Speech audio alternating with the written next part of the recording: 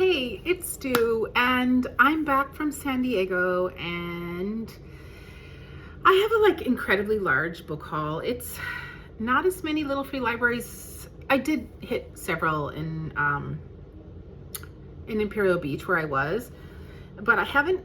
I have like a giant giveaway stack, and I still have to do my reading review for the first week of January.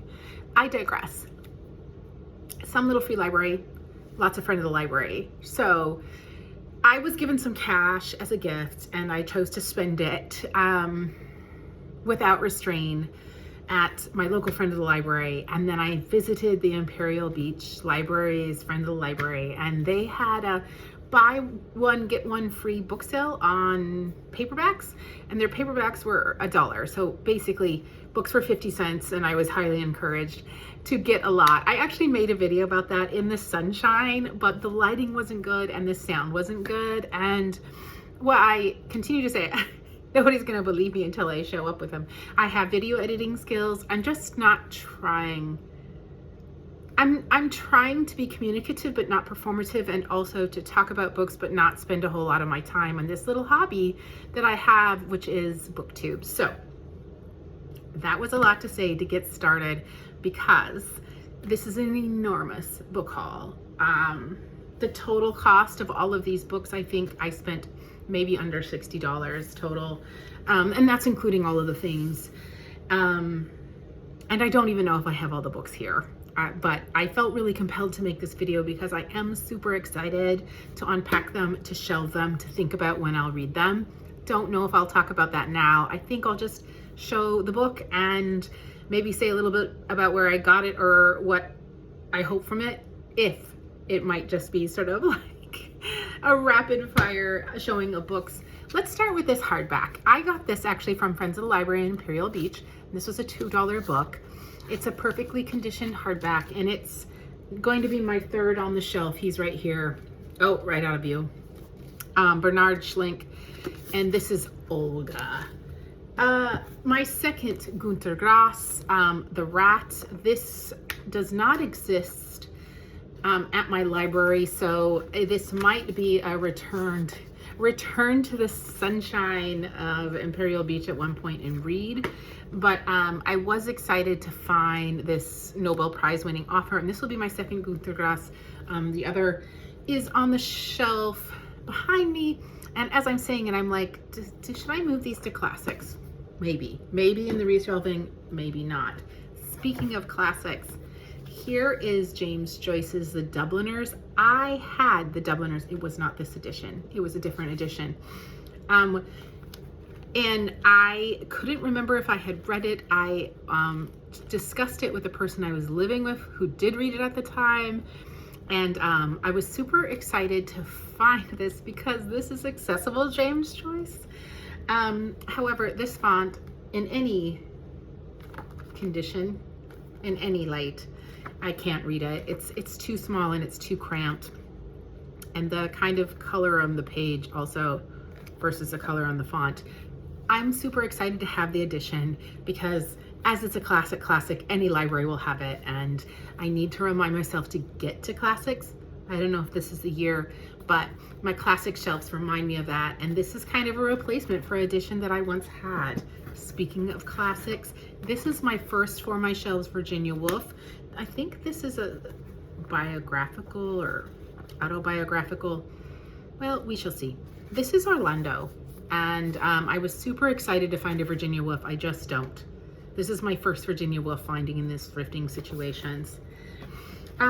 Here's Mary Shelley's Frankenstein. I once owned a different edition of Frankenstein as well, but it was also black and a Penguin classic. This is the most new. This is the most newest.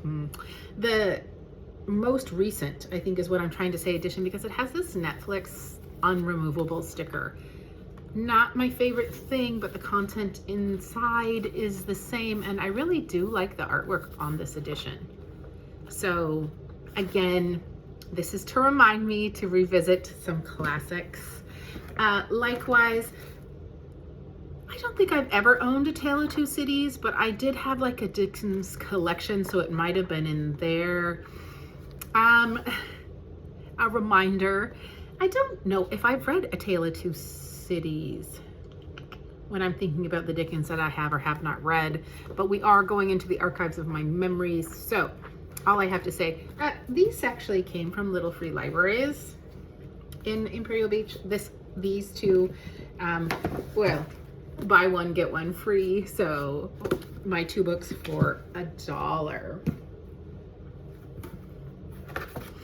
In the same buy one, get one free, I decided to pick up Ian McEwan's Saturday. And this isn't necessarily the pairing that went with it, but I was excited to find Michael Chabon's The Mysteries of Pittsburgh coming in a soon book review video. I just finished The Final Solution by Michael Chabon, and so I have Moonlight and The Adventures of Cassius Clay, yes, this Pulitzer, still on the shelf up there, but I'm glad to sort of put a replacement on for the Chabon that I recently read, and I believe this is maybe, if not his debut, one of his newer works. I think the Ewan McEwan goes without saying. Oh, this was from my local Friends of the Library. I was super excited to find it. This is Richard Osman's The Thursday Murder Club. It is a very trendy book. This goes on mystery thriller shelf. I did read off of several books off of mystery thriller over the holiday, so it has a place. There's that Netflix unremovable sticker again. So not my favorite, but I was kind of excited to find a super hyped book. In the buy one, get one free. Yes, we have Archipelago by Monique Raffe. This is a women's prize shortlist, maybe winner. Anyway, this at least was longlisted for the women's prize. I'm familiar, and I am I'm excited to add it both to my collection. I believe it's Trinidad and Tobago is the setting of this. Maybe the authorship. Yeah, I'm excited to have found this. Same with James McBride's Deacon King Kong. This book was San Diego's one book. I think it's called One Book, One San Diego. So I'm going to leave the sticker on. It is actually a sticker, and it reminds me of the Seattle Read sticker that I also see. But I definitely had a lengthy conversation about this author and this book, who came and talked to the libraries and the volunteer at the Friends of the Library down there in Imperial Beach. Had a lot to say about, we had a lengthy and delightful conversation about this book. She also this comes by the recommendation of the volunteer. So if I ever need to fill a prompt, a book recommended, maybe even by a bookseller, because I mean, she was selling me books and this volunteer. But this is Tell the Wolves I'm Home by Carol Rivka Brunt. And she told me this is a debut. She had quite a few things to say about this book. And so knowing nothing else, I got it on her recommendation, also for 50 cents. So Let the Northern Lights Erase Your Name by Vendela Vida. To be honest, it was the New York Times book review notable book, most notable book of the year, a notable book of the year, that did rise my interest again. And when I'm getting them for 50 cents, one, it can be a little bit more experimental, so super definitely experimental. It has a map, and I know in the 52 book club 2026 prompts, you need to read a book with a map. I've already done said thing, but you know, why not fill the prompt as many times as I can? Across 100 Mountains by Reina Grande. I did do a little reading on the back of this book, and about the premise. It's also signed, I mean, to a person, but it is signed by the author. So for 50 cents, I decided to give it a try. The synopsis seemed like something I would be interested in. The author's bio is she's from Guerrero, Mexico.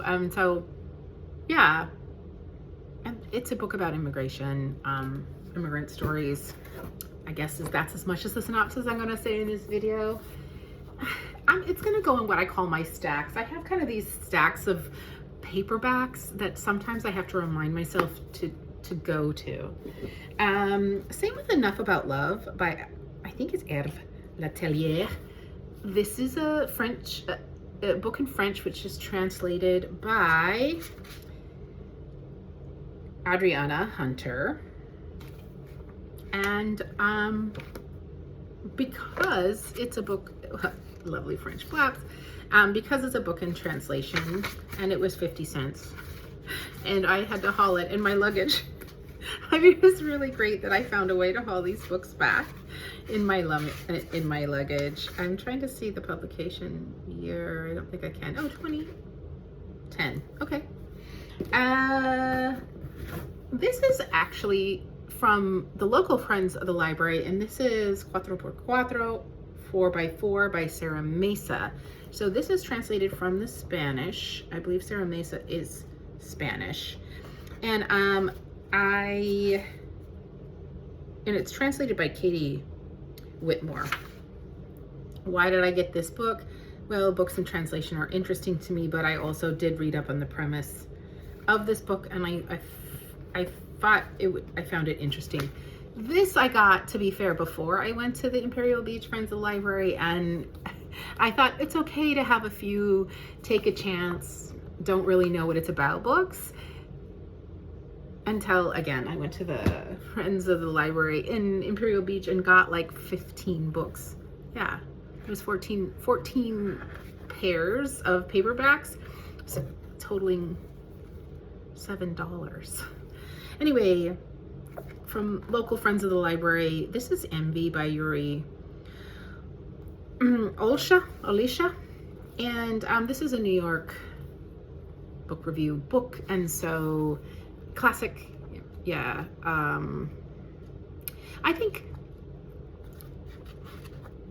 I probably should start be discerning in this publishing house as well, but they are interesting. They seem to be a bit artsy, and everyone that I haul is quite small.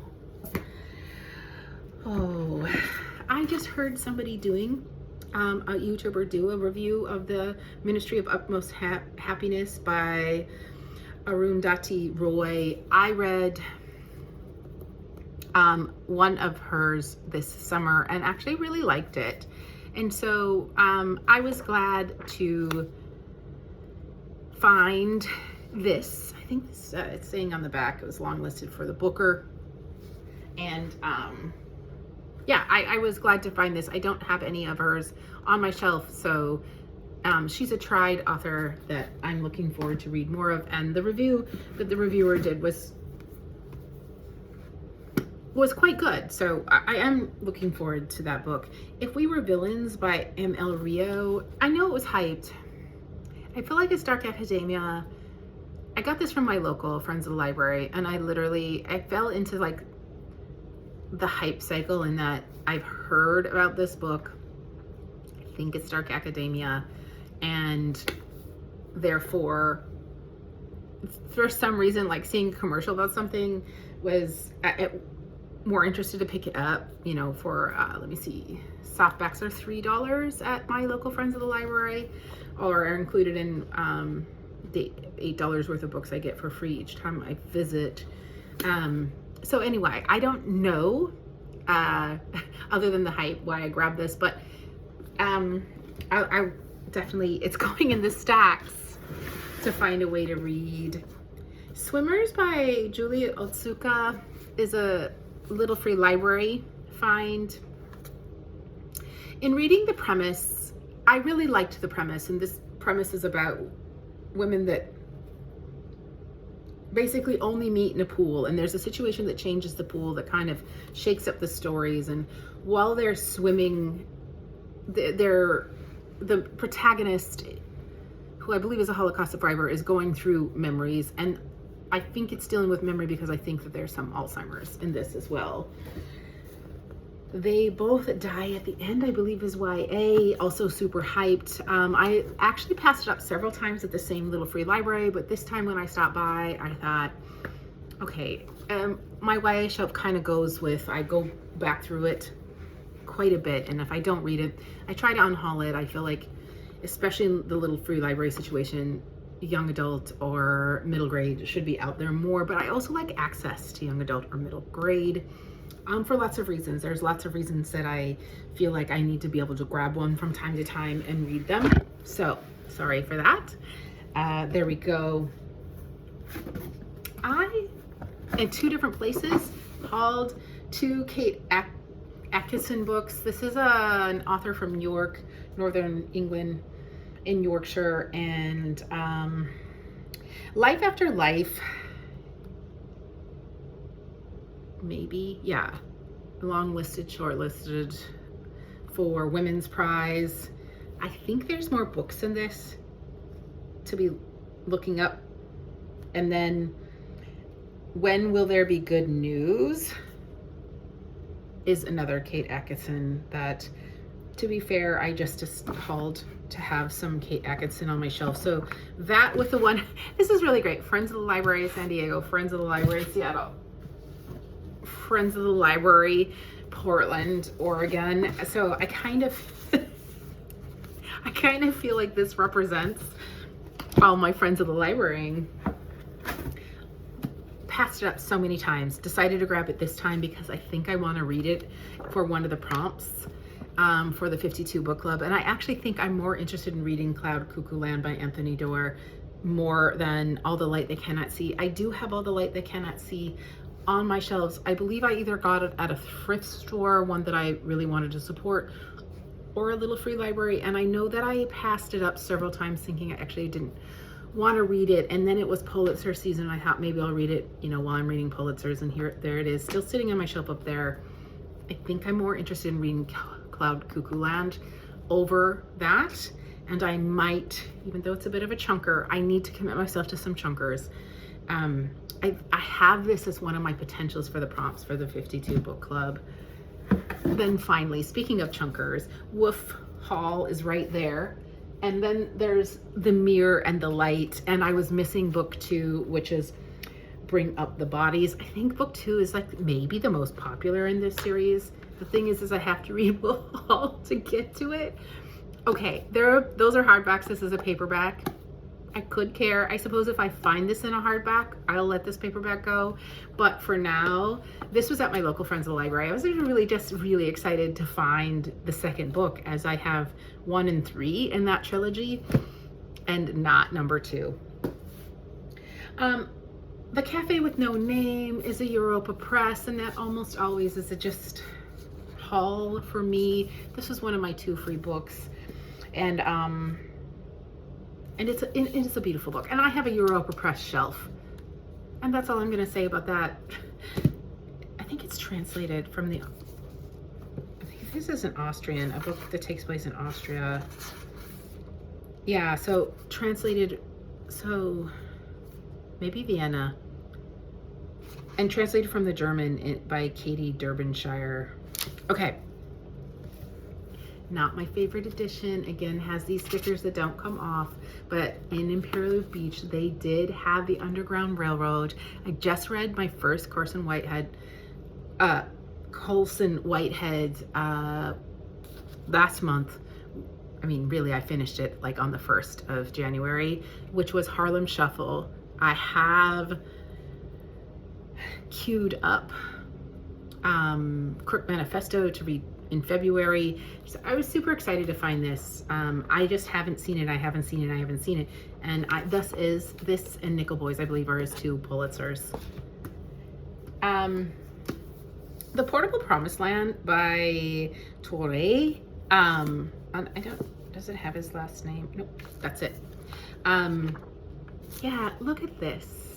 It's actually, Crook Manifesto right now is it's a display book because it's really cool looking book, and this is what's going to replace it. I got this at the Goodwill. In Imperial Beach Goodwill, they charge $1.99 for basically all their books, unless otherwise posted, or like small mass market paperbacks are cheaper. So this was a $2 book given to me for free because it's past the date when they're now selling books at my local is The Bluest Eye. All of the rest of my collection of Toni Morrison is hardback, and this is softback, and I don't care. I think if I run into any Toni Morrison, even if I had it before like Jazz, I'm gonna haul it and I'm gonna read it soon. Like Jazz, because I have 2 copies, I'm gonna read soon, in February, I believe.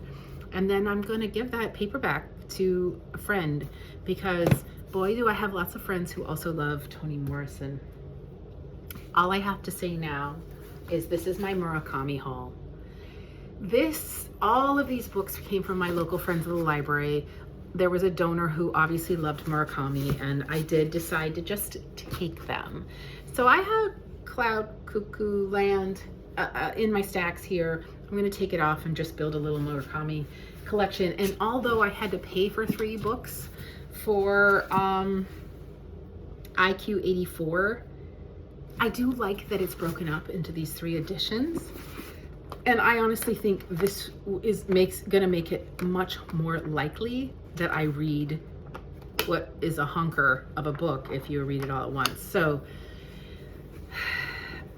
I'm just saying it now for the sake of saying it. I believe I'm gonna start book 1 in the summer and then try to finish 2 and 3 before the year is over to have read this edition.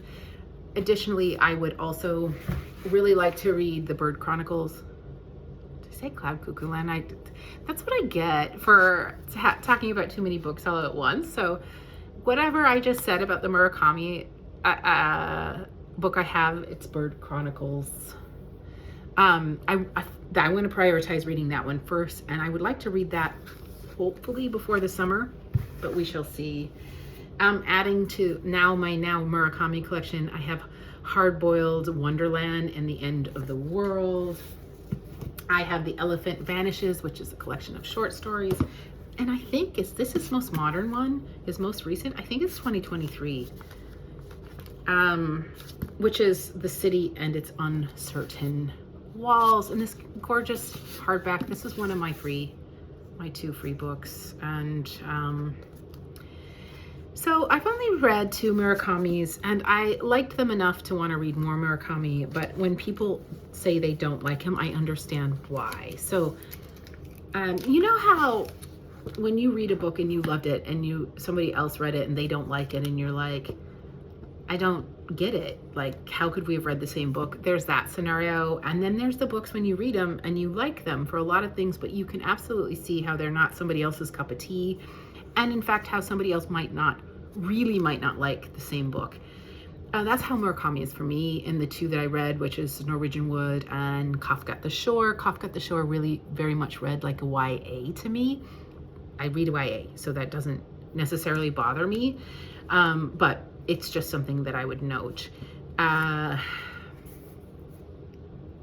do like his style, and I do mostly like his themes.